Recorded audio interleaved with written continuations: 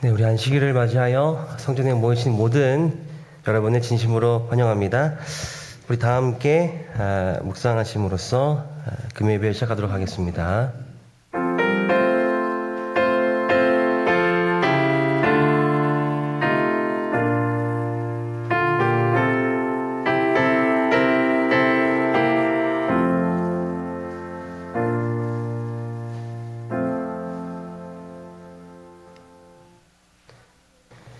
다 같이 기립하셔서 찬미가 428장을 찬양하시겠습니다. 찬양 이후에 권희경 집사님께서 기도해 주시겠습니다. 찬미가 428장입니다.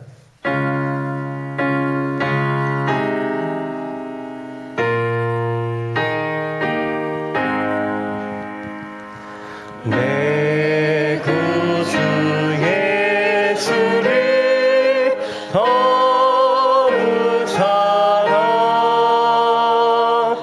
엎드려 비는 말 들으소서.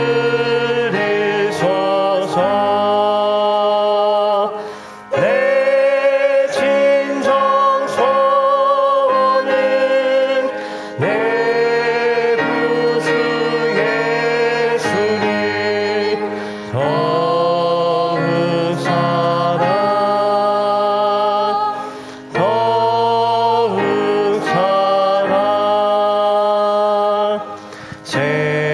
세상의 쾌락이 좋았으나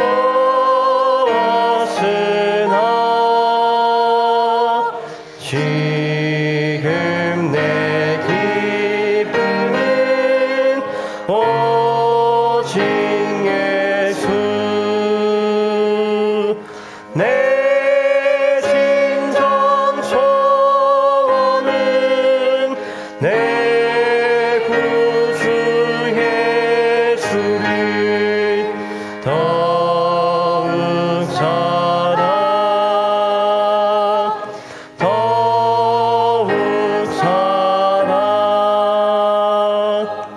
이 세상 떠날 때 찬양하고 숨질게 하는 날 이것일세. 내 진정 소원은 내 구주 예수를 더욱 사랑.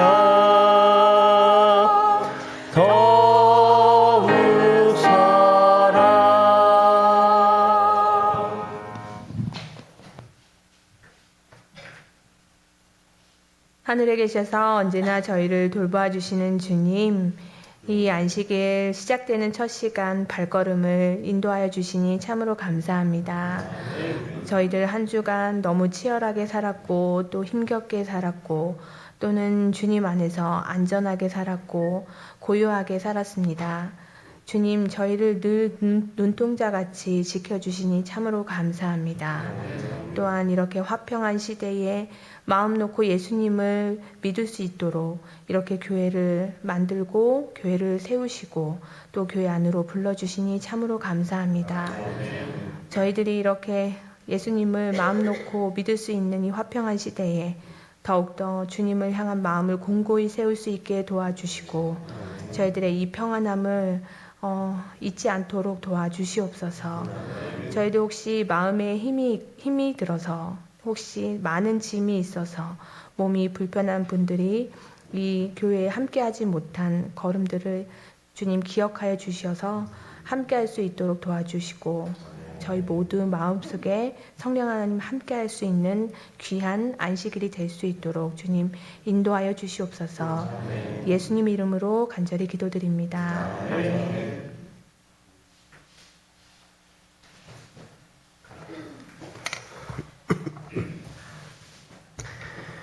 찬미가 456장 주 예수님 내 맘에 오사 찬양하시겠습니다.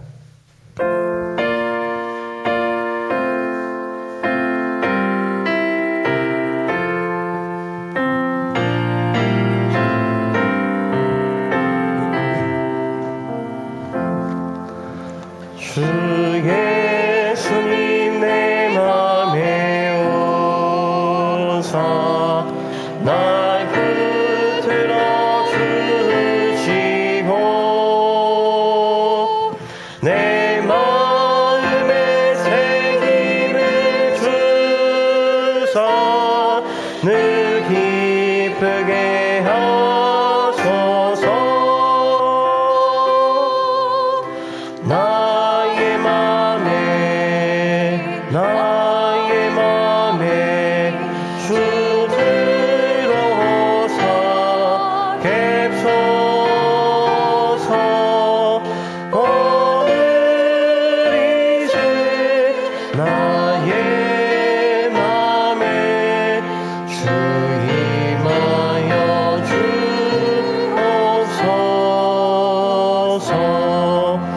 주 예수님 내 맘에 오사 내 소원을 아시고 내 무거운 짐 맡아주사 맘 편하게 하소서. 나의 맘에 주 들어오사 갭소서. 오늘 이제 나의 맘에 주 임하여 주옵소서. 주 예수님 내 맘에 오사 날 정결케 하시고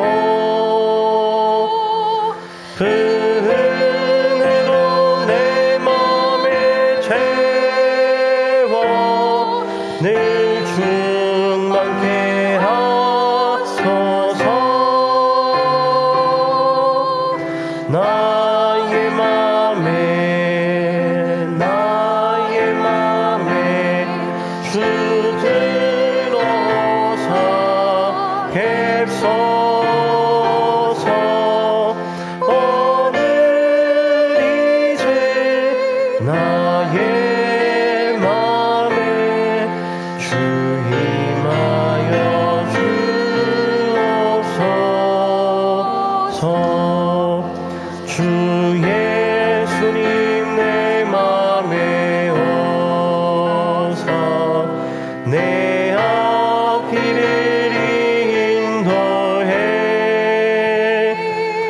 이 세상을 심판할 때에 날 흠없게 하소서.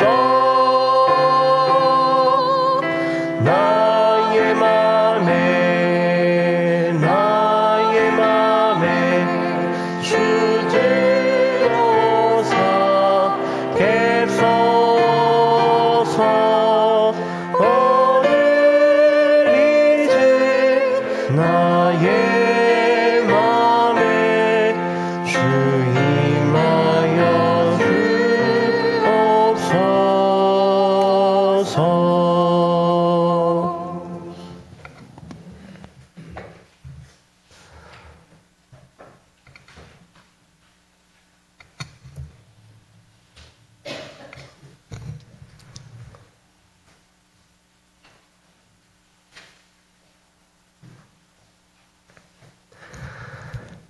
네, 우리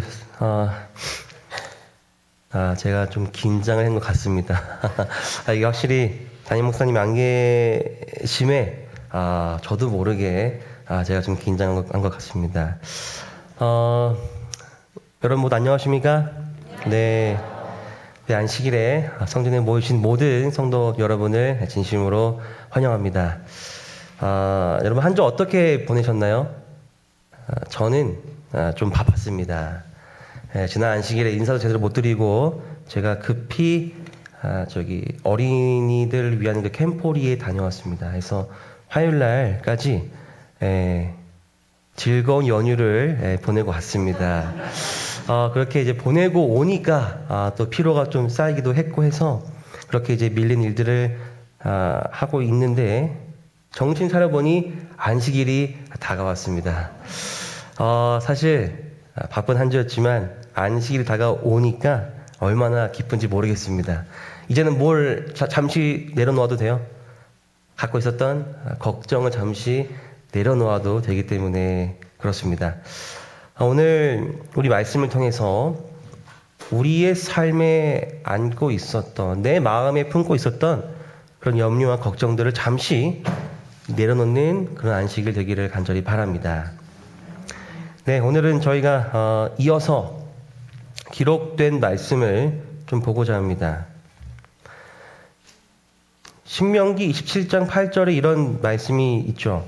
너는 이 율법의 모든 말씀을 그 돌들 위에 분명히 정확하게 기록할지라. 하나님께서 모세에게 이 율법의 말씀을 돌 위에다가 기록하라고 말씀하셨습니다. 그리고 시간이 흘러서 고린도 전서를 기록하면서 사도 바울은 이렇게 우리에게 말하고 있습니다. 마지막 때를 살아가는 너희들을 깨우치기 위하여 이 말씀이 기록되었다. 여기에 기록되었다는 것은 우리가 들고 있는 이 성경책이 바로 기록된 말씀이라고 하는 것이죠. 저는 이 기록되었을 때 시리즈를 같이 여러분과 함께 나누면서 이제 이 기록된 말씀, 처음에는 돌판에 기록된 말씀이요. 두 번째는 이 성경에 기록된 이 말씀들이 나와 상관없는 그냥 기록된 말씀들이 아니라 우리 각자의 삶에 이 마음에도 기록되기를 간절히 바라면서 이 시리즈를 준비하고 있습니다. 오늘은 5과 이보다 더 좋을 수는 없다라는 제목을 갖고 하나님의 은혜를 나누고자 합니다.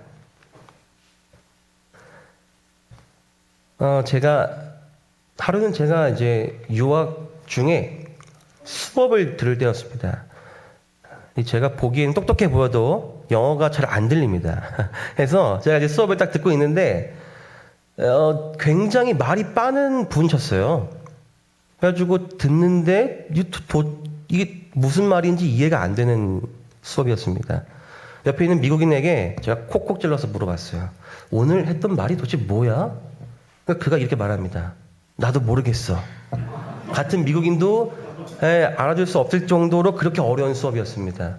이렇게 주엄주엄 제가 듣고 있는데 정확하게 들리는 한 질문이 있었습니다. 그것이 무엇이었냐면은 바로 이것이었어요. 여러분 남극을 직접 본 사람이 여기 있습니까? 라고 교수님께서 질문을 하였습니다. 남극을 실제로 본 사람이 있습니까? 갑자기 고요해졌습니다. 자, 그런데 이어서 말씀하시는 겁니다. 그런데 한 번도 보지 못한 남극이 어떻게 실제로 존재한다고 믿으십니까? 이렇게 질문을 하였습니다. 여러분, 여기서 혹시 남극을 직접 보신 분 계십니까? 안 계시군요. 다행입니다. 네, 혹시 있으시면 제가 다음에는 화성이라고 할 것 같았는데, 남극을 실제로 우리가 아무도 본 적은 없지만, 남극이 있다고는 다 알고 있습니다. 믿고 있습니다. 그렇죠? 왜 그럴까요? 실제로 본 적은 없지만, 뭘 봤어요? 사진이나, 영상이나, 책이나, 다른 간접적인 경험들 통해서 남극을 우리가 경험한 것입니다. 마찬가지로 이 교수님께서 질문을 이어서 하셨습니다. 여러분, 천국을 직접 본 사람이 있나요? 아무도 없을 것입니다. 그런데 이 천국이, 하늘나라가 그럼 어떻게 존재한다고 정말로 믿을 수 있습니까? 똑같은 논리가 적용되는 것이죠. 성경은 하늘에 대해서 수백 번 언급하고 있습니다. 우리가 직접 보지는 못했지만 우리가 간접적으로 충분히 경험할 수 있도록 성경은, 또 하나님께서는 날마다 우리에게 저 하늘에 대한 메시지를 주고 계십니다. 그러므로 이 성경을 연구하여 나를 위해 준비된, 누구요? 다른 옆집 아저씨가 아니라 나를 위해 준비된 이보다 더 좋을 수 없는 그곳 하늘나라를 우리가 모두 깨닫게 되기를 간절히 바랍니다. 여러분, 하늘나라는 정말 실제할까? 예수님께서 이렇게 말씀하십니다. 나는 어디서 내려온 떡이다? 하늘에서 내려온 떡이다. 내가 어디서 내려온 것은? 하늘에서 내려온 것은 이라고 말씀을 하십니다. 근데 우리가 보기에는 그냥 한글로 저 하늘인 것 같은데 영어로 보면은 이것이 스카이가 아니라 뭐예요? 정확히 heaven이라고, 저 하늘나라라고 말하고 있는 것을 볼 수 있습니다. 첫 번째 증거는 예수님께서 확실히 말씀하셨다는 것입니다. 또한 성경은 저 하늘나라에 대해서도 분명히 말하고 있습니다. 특별히 성경은 이 하늘에 대해서 세 가지로 분류를 하고 있는데요. 첫 번째는 공중입니다. 우리가 눈으로 볼 수 있는 저 하늘이죠. 대기권. 이것이 바로 첫째 하늘이라고 성경이 말하고 있습니다. 두 번째 하늘은 우주입니다. 우주. 별들이 있는 곳이 둘째 하늘이라고 성경은 말하고 있습니다. 셋째 하늘은 그럼 어딜까요? 셋째 하늘이 바로 천국. 하나님께서 다스리시는, 하나님께서 보좌에서 앉아 계시는 그 하늘나라가 바로 있는 곳이 셋째 하늘 천국이라고 하는 것입니다. 성경도 하늘나라가 분명히 있다고 우리에게 알려주고 있습니다. 또한 이 하늘나라는 실질적인 장소, 그냥 어떤 추상적이거나 아니면 어떤 디지털적인 그런 장소가 아니라 실제적인 장소라고 성경도 말하고 있습니다. 베드로가 기록하기를 썩지 않고 더럽지 않고 쇠하지 아니하는 유업을 잊게 하시나니 곧 너희를 위하여 어디에요? 하늘에 간직하신 것이라. 우리의 유업이 어디에 있다는 말씀입니까? 저 하늘에 간직되고 있다는 것입니다. 여기 헬라어에서 간직하다라는 이 헬라어는 보호하다, 지키다라는 말이 있습니다. 그냥 말로만 이렇게 내가 이렇게 잠깐 맡아둘게 하는 것이 아니라 실제로 지금까지 지켜져 왔었고 지금도 앞으로도 계속해서 저 하늘에서 저와 여러분의 그 유업들이 계속 쌓이고 쌓일 것이라는 것을 우리에게 성경이 알려주고 있다는 것이죠. 또 예수님께서는 내 아버지 집이라고 분명히 말씀하셨습니다. 이것은 단순히 어떤 광활한 것이 아니라 사람들이, 구원받은 성도들이 살아갈 수 있는 그런 집이라는 것을 알 수 있다는 것이죠. 그럼 우리가 이 하늘로 어떻게 갈 수 있는가? 바울은 우리에게 아주 중요한 이 하늘에 가는 방법에 대해서 기술해주고 있습니다. 여기 보시면은 이런 내용이 있어요. 주께서 호령과 천사장의 소리와 하나님의 나팔 소리로 친히 하늘로부터 강림하신다. 주께서 오십니다. 이것은 어떤 대리자나 영적인 어떤 다른 존재가 오는 것이 아니라 그분이 직접 이 땅에 오신다는 것을 알려주는 내용입니다. 호령과 천사장의 소리와 나팔 소리는 무엇입니까? 아무도 모르게 비밀스럽게 어디에 그냥 뚝 오신다는 것이 아니라 모두가 알 수 있을 정도로 오신다는 내용이죠. 하늘로부터 또 오십니다. 이것은 올라가신 모습 그대로 다시 이 땅에 오신다는 사도행전 1장의 내용을 알려주고 있는 것이죠. 또한 그리스도 안에서 죽은 자들이 먼저 일어나게 되고요. 살아남은 자들도 그 이후에 죽음에서 부활한 자들과 함께 구름 속으로 끌어올려가서 거기서 예수님을 만나고 그리고 나서 우리가 항상 주와 함께 있으리라라는 말처럼 여기 주석은 이렇게 말하고 있습니다. 연합한 후에 우리가 공중에서 주님을 만난 이후에 우리는 여행을 시작하여 그리스도와 함께 하늘 집으로 간다라고 말하고 있는 것입니다. 다시 말해서 뭐예요? 우리가 죽으면 바로 하늘에 가는 것이 아니라 죽으면 이 땅에 잠시 있다가 예수님 재림하실 때에 부활하고 예수님과 함께 저 하늘로 간다고 하는 말씀입니다. 이제 우리가 이 하늘에 대해서 세 가지의 은혜로운 내용을 함께 나누겠습니다. 첫 번째는 이 하늘나라는요, 지식이 아닌 경험으로 알게 되는 곳이란 것입니다. 지식이 아닌 경험으로 알게 되는 곳이 바로 하늘입니다. 바울은 이렇게 기록합니다. 기록된 바, 하나님이 자기를 사랑하는 자들을 위하여 예비하신 모든 것은 눈으로 보지 못하고 귀로도 듣지 못하고 사람의 마음으로 생각하지도 못하였다 함과 같으니라. 이런 말씀을 우리에게 주었습니다. 근데 바울이 이것을 기록할 때 이것은 사실 이 이사야 64장 4절에 있는 이 내용을 바울이 인용해서 기록을 한 것입니다. 이 원문에는 이사야 64장 4절은 이렇게 기록되고 있습니다. 주 외에는 자기를 앙망하는 자를 위하여 이런 일을 행한 신을 옛부터 들은 자도 없고 귀로 들은 자도 없고 눈으로 본 자도 없었나이다. 바울이 이 말씀을 인용하면서 기록한 것입니다. 자기를 사랑하는 자들을 위하여 예비하신 모든 것은 눈으로 보지도 못하고 귀로 듣지도 못하고 마음으로 상상도 할 수 없다함과 같다라고 말하는 것이죠. 여기서 이 자기를 앙망하는 자의 뜻은 주님을, 예수님을 기다리는 자라고 해석을 합니다. 그러므로 바울이 이것을 인용했기 때문에 이 고린도전서 2장 9절의 말씀은 무엇입니까? 하나님이 자기를 사랑하는 자들, 누구예요? 자기를 기다리는 자들을 위하여 예비하신 모든 것은 눈으로 보지도 못하고 귀로 들어본 적도 없고 마음에 상상한 적도 없을 만큼 아름답다고 하는 것이죠. 여기서 이 예비하신 모든 것은 이렇게 말하고 있습니다. 이 진술은 하나님의 영광의 왕국, 즉 구원받은 자들이 거할 영원한 집에 형언하지 못할 경이로움과 아름다움과 기쁨도 내포되어 있다. 그러니까 이 기다리는 자들을 위해서, 주님의 사랑하는 그 기다리는 백성들을 위해서 예비하신 모든 것이 그럼 무엇입니까? 저 하늘이라고 하는 것입니다. 근데 이 하늘이 여기 나온 것처럼 그런 모든 하늘에 대한 이 지식은 그리스도의 복음을 떠나서는 도저히 알 수 없는 것이라고 말하고 있습니다.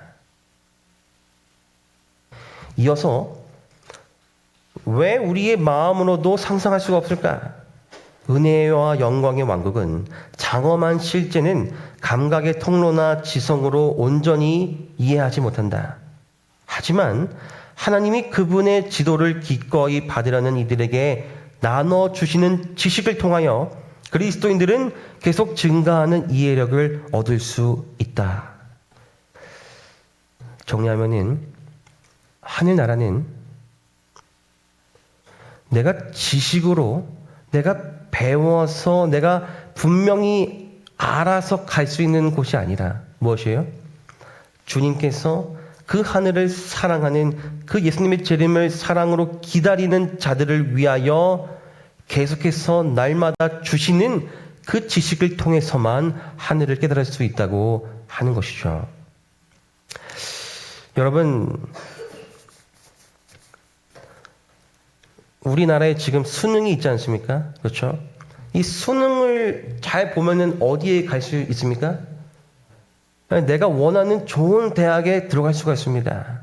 근데 수능이 1년에 몇 번 있어요? 한 번 있습니다. 한 번. 그래서 모든 인생을 뭐에 걸고 있습니까? 수능에 많은 수험생들이 자신의 인생을 걸고 있죠. 근데 만약에 여러분 하늘나라가 이렇게 수능처럼 시험을 봐서 들어가야 한다는 곳이라면 어떠하시겠습니까? 우리의 지식으로 하늘에 들어간다면 어떨까요? 너가 성경을 정말 잘 알고 있니? 내가 마태복음 어디에, 신명기 어디에 기록한 그 말씀 정확하게 이해하고 있니? 이것이 어디에 대응하는 말씀인지 너가 알고 있니? 여러분, 그런 것이 아니라 하늘은 무엇입니까? 이것은 마치 자비 없는 필기평가가 아니라 은혜로운 실기평가입니다. 때로는 우리가 실수할 수도 있습니다. 때로는 넘어질 수도 있습니다. 하늘에 들어가기에 부적합한 사람처럼 살아갈 수도 있습니다. 그렇지만 무엇입니까? 지식이 아닌 경험으로 우리가 하늘에 대해서 알게 된다면 그곳은 완벽한 사람들만이 들어가는 곳이 아니요. 하나님을 사랑하는 사람들에게 그곳에 들어갈 자격을 은혜로이 주시는 분이 바로 우리를 저 하늘에서 기다리시는 아버지라는 사실을 우리가 깨달을 때에 저 하늘나라가 우리에게 은혜로운 곳이 될 수 있다는 것입니다. 여러분, 그러므로 우리가 단순히 어떻게, 저는 약간 이런 생각을 많이 해본 적이 있습니다. 어릴 때 저 하늘에 가면 어떻게 될까? 이 키가 클까? 혹은 하늘에 가면은 어떤 삶을 살까? 여러분, 우리가 하늘에서 정확히 모든 것을 다 알 수는 없지만 무엇을 알 수 있습니까? 하늘에 들어가는 방법은 정확히 알 수 있습니다. 예수 그리스도께서 나를 사랑하신다는 그 사실을 내가 정확히 믿는다면 우리 모두는 저 하늘에 들어갈 수가 있다는 것입니다. 그리고 특별히 여기 나온 것처럼 우리 날마다의 삶 속에서 우리가 성령을 통하여 저 하늘을 이 땅에서도 경험하게 되기를 간절히 바랍니다. 그리스도는 계속하여 증가하는 이해력을 얻을 수 있다고 성경은 이 주석은 말하고 있습니다. 이것은요, 우리가 어렴풋이 알아서 하늘에 가는 것이 아니라 이 땅에서 저 하나님의 그 사랑을 이 땅에서 내가 경험하고 살아갈 때 내가 점점 뭐가 돼요? 저 하늘에 가까이 간다고 하는 것입니다. 그러므로 여러분, 정말 세상이 혼란스럽고 유혹이 많겠지만 우리가 끝까지 하나님의 말씀을 붙잡고 이 땅에서도 흔들리지 않고 저 하늘만을 바라보며 걷게 되기를 간절히 바랍니다. 두 번째는 이 하늘은 구원의 역사가 이 순간에도 이루어지는 곳이라는 것입니다. 저 하늘을 보고 기록한 두 사람이 있습니다. 첫째는 사도 바울이고 두 번째는 사도 요한입니다.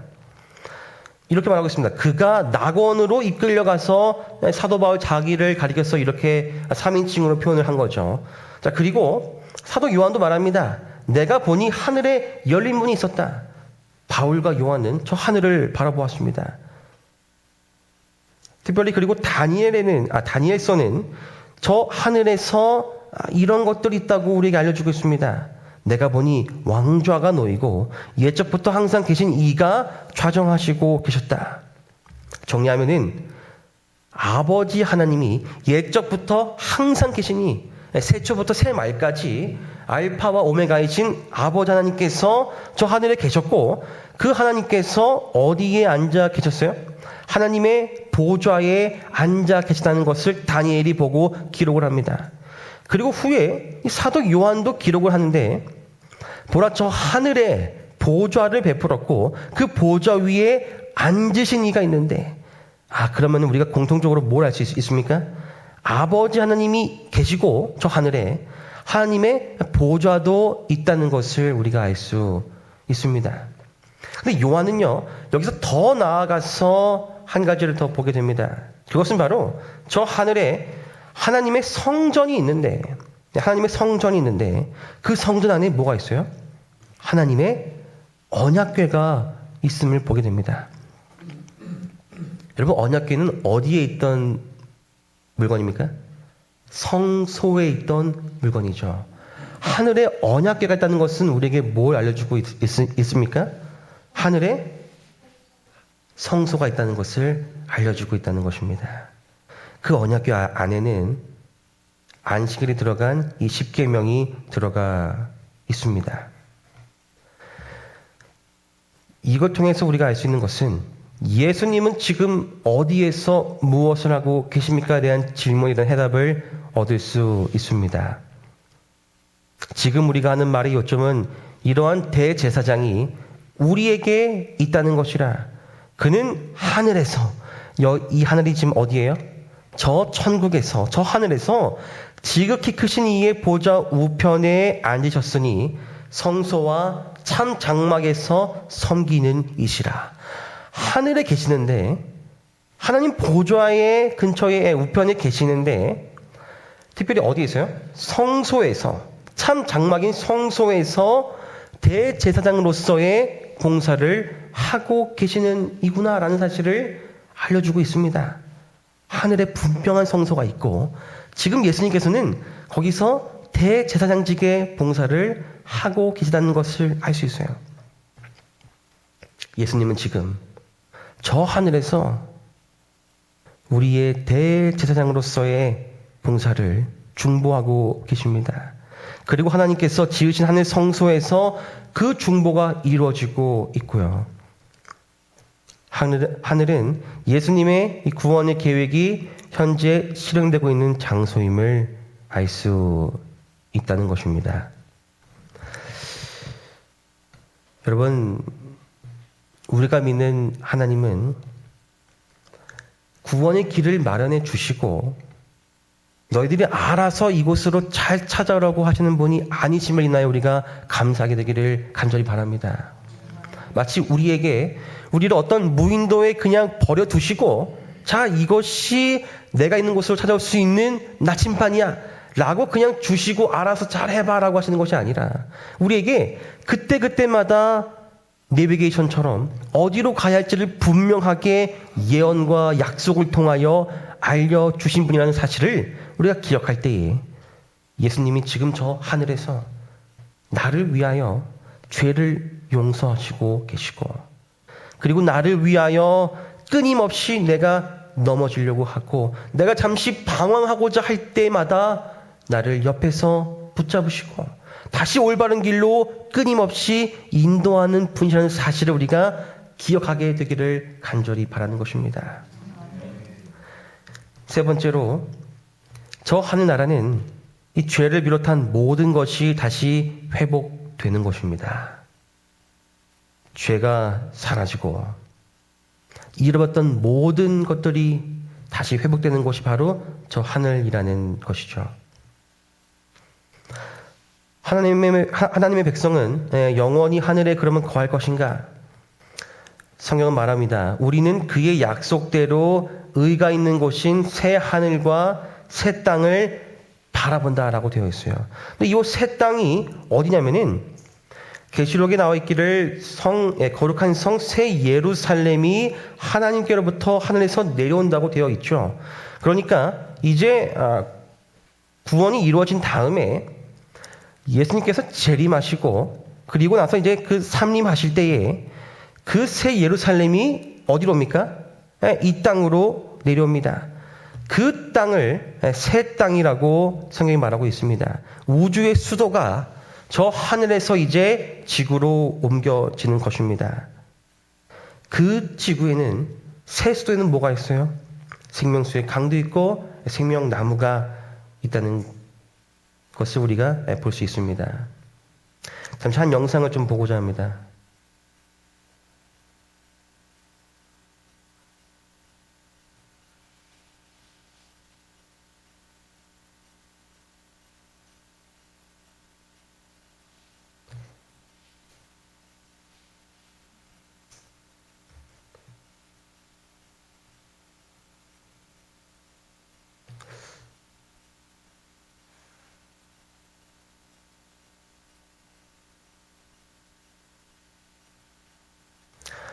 네. 제가 이 영상을 좀 요약해 드리자면은,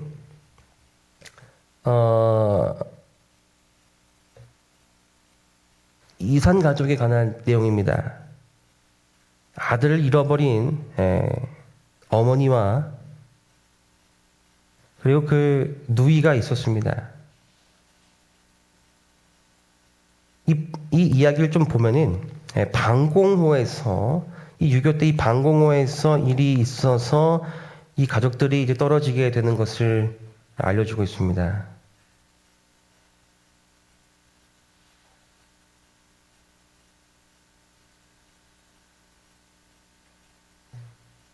네. 결국 우리가 아는 것처럼 이 이산 가족들의 이 아픔은 우리가 말로 표현하기는 어렵지만 이렇게 방송을 통해서 다시 잃어버린 가족들을 만나는 일도 있었죠. 여러분, 우리가 저 새 땅에서, 저 새로운 하늘에서 우리가 무엇을 기대할 수 있을까? 첫 번째 것은 하나님께서 나와 영원히 함께 하신다는 것을 우리가 기대할 수 있습니다. 두 번째는요, 그곳은 우리가 그분을 영원히 예배하고 살아간다는 장소임을 우리가 알 수 있다는 것입니다. 요 섬긴다는 단어가 어떤 사람들이 말하기는 내가 싫은데도 예수님을 계속 경배하고 살아가 하냐라고 말할 수 있지만, 여기 표현에 보면은 이 단어는 자발적인 섬김을 말하고 있습니다. 다시 말해서 그곳에 가는 사람들은 내가 경험한 하나님에 대해서 마음에서 우러나는 그 감정으로 주님을 예배한다는 것을 볼 수 있습니다. 그것을 원하지 않는 자들은 다 성 밖에 있다는 기록이 있다는 것이죠. 그리고 저 새 땅에서는 우리가 이 예수님의 품성을 또한 받고 그 품성대로 살아가는 사람들이 모인다는 것을 볼 수 있습니다. 그리고 저 하늘에서는요, 아까 우리가 본 것처럼 다시는 뭐가 없어요? 사망도 없고 애통하는 것도 없고 곡하는 것이나 아픈 것이 다시 있지 않다고 말하고 있습니다. 죄의 결과인 슬픔과 고통과 죽음이 다시는 없을 것을 알려주고 있습니다. 좀 전에 영상처럼 우리가 잃어버렸던 우리의 소중한 가족들을 다시 만날 장소도 어디입니까? 바로 저 하늘나라인 것이죠. 또 말합니다. 다시 밤이 없겠고 등불과 햇빛이 쓸데없으니 이는 주 하나님이 그들에게 빛이심이라. 그들이 세세토록 왕노릇 하리로다라고 하는 말이 있습니다. 이것은요, 하나님께서 이젠 더 이상 우리의 삶이 이 땅에서는 어둡고 빛이 없이 살아가고 있었지만 저 하늘에 가면은 하나님의 영광이 비치고 그 예수님께서 우리의 삶의 길에 등불이 되셔서 더 이상 어두운 것이 없다는 것을 알려주고 있습니다.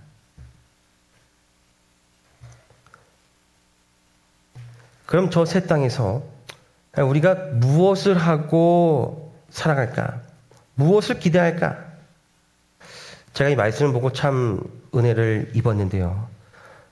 그들이 가옥을 건축하고 그 안에 살겠고 포도나무를 심고 열매를 먹을 것이라고 말하고 있습니다.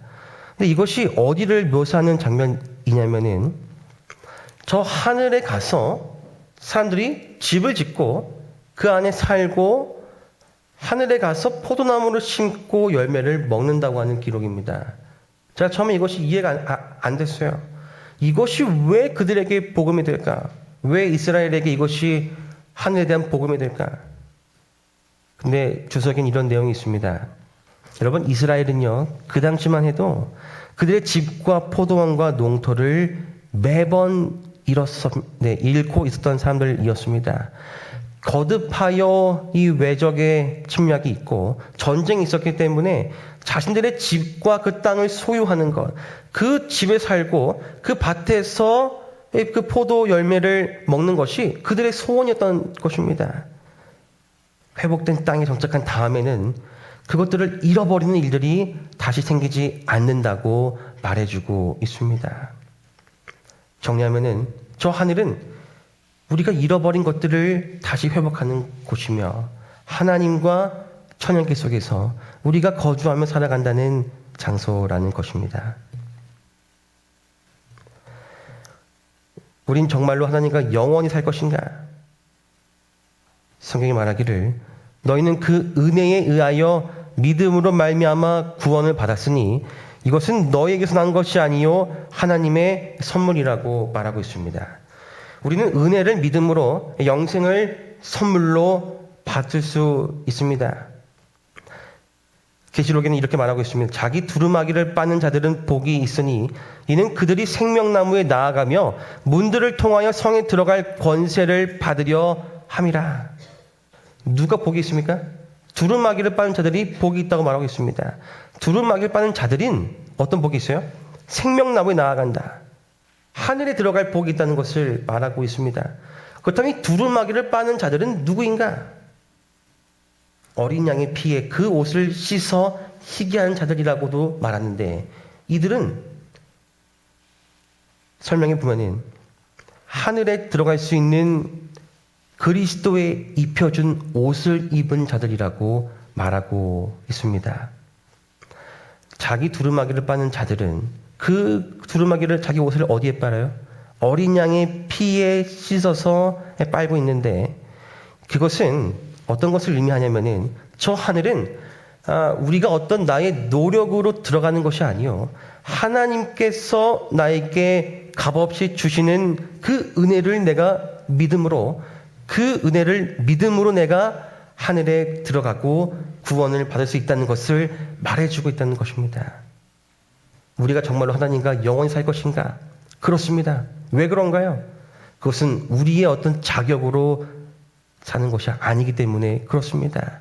주님께서 우리를 위하여 예비하신 저 하늘에서는 우리의 자격이 아니요, 나를 위하여 값없이 주시는 그 은혜로 인해서 우리가 살아갈 수가 있다는 것이죠. 성경의 가장 중요한 약속은 바로 이것입니다. 내 아버지 집에 거할 것이 많도다. 그렇지 않으면 너희에게 일렀으리라. 내가 너희를 위하여 거처를 예비하러 가노니, 가서 너희를 위하여 거처를 예비하면 내가 다시 와서 너희를 내게로 영접하여 나 있는 곳에 너희도 있게 하리라. 아멘. 여러분, 이 말씀은요, 영감의 글에 증언은 이렇게 말하고 있습니다. 조금만 있으면 우리는 약속된 본향에 가게 될 것이다.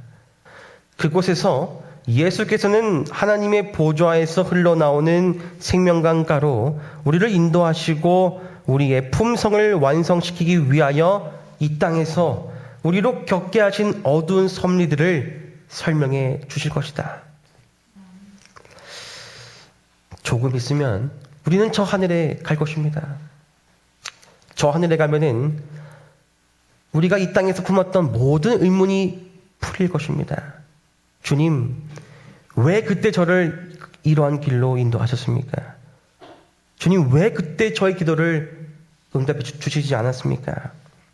우리의 품성을 완성시키기 위하여 이 땅에서 우리가 겪은 모든 어두운 섭리들을 저 하늘에서 우리가 들을 날이 머지않아 다가올 것입니다. 오늘 말씀을 정리하면서요, 저 하늘에 관한 내용이 왜 내 삶의 복음인가? 그것은 바로 이 어지럽고 혼란스러운 이 세상을 견뎌내고 극복한 힘을 주기 때문입니다.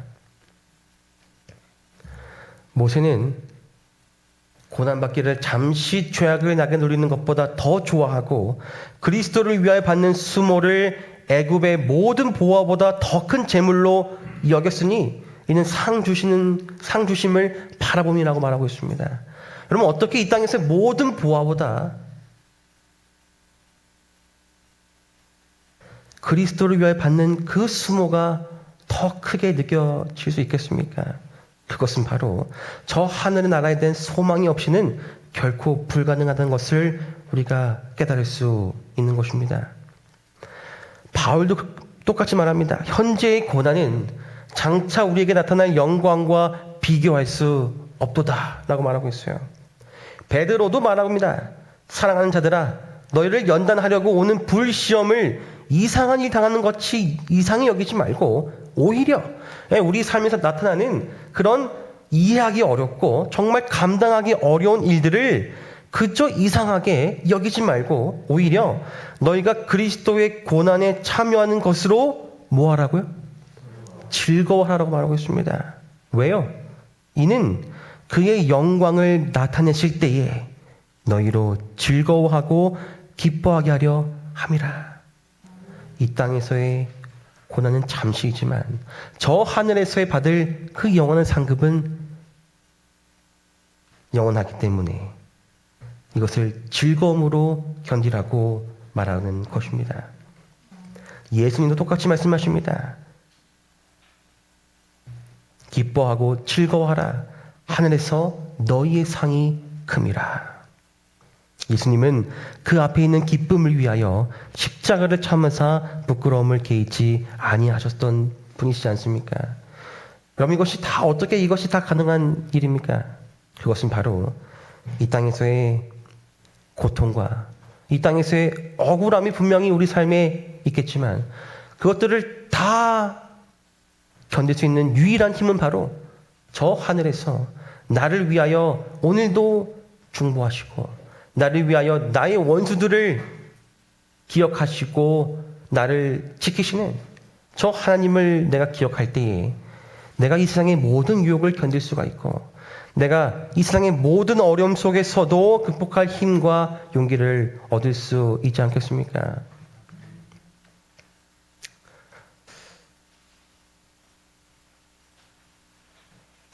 제가 올해 초에 저 필리핀으로 잠깐 아이들을 인솔해서 그 선교 해외 봉사를 다녀올 기회가 있었습니다.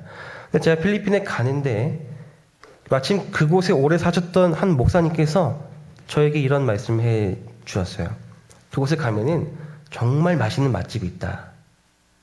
그곳에 가면 정말 맛있는 맛집이 있다. 뷰도 너무 좋고 이렇게 호수가 보이고 그 오렌지 주스였나 망고 주스였나 하여튼 그게 너무 맛있고 거기 음식 너무 좋고 분위기 너무 좋다. 그래서 제가 그거를 귀담아 들었어요. 나중에 제가 물어봤습니다. 목사님, 제가 이제 그곳에 가는데 그 가게 이름이 무엇입니까? 근데 그 목사님이 이렇게 말씀해 주셨어요. 근데 미안. 내가 그 가게 이름은 기억을 못하겠어. 여러분, 이 황당한 일이었지만 하나의 큰 영적 교훈을 주지 않습니까? 하늘나라가 정말 가치 있고 너무나 좋고 우리를 위하여 이렇게 정말 이보다 더 좋을 수는 없다는 곳임을 성경이 거듭말하고 있지만 내가 그곳을 갈 수가 없고 내가 그곳을 찾아갈 마음도 없으면 무엇입니까? 나와 아무런 상관이 없는 곳이 되어버린다면 그것이 얼마나 좋은 것인지 간에 상관없이 나에게는 아무런 희망이 되지 않는 것처럼 오늘 이 말씀을 통하여 저 하늘나라가 우리의 삶에 정말 다가오는 내 삶에서 정말 내가 경험하고 살아갈 수 있는 그런 하늘나라가 되기를 간절히 바라면서 오늘 말씀을 마치겠습니다. 하늘에 계신 아버지 하나님, 세상은 점점 혼란스럽고 우리의 마음은 점점 유혹들에 굴복하기 쉬움을 고백합니다. 그럴 때마다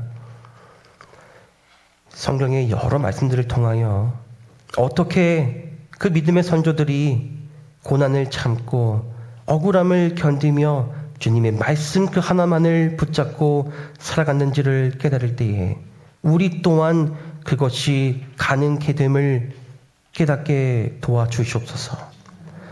말씀을 통하여 저 하늘만을 바라보고 이 세상에서의 성공과 부와 명예가 아니라 저 하늘에서의 단 하루라도 주님과 함께 살아가는 주님을 만나고 뵈는 그 날을 고대하며 살아갈 수 있는 우리 모두가 되기를 간절히 바라며 예수 그리스도의 이름으로 기도드립니다. 아멘.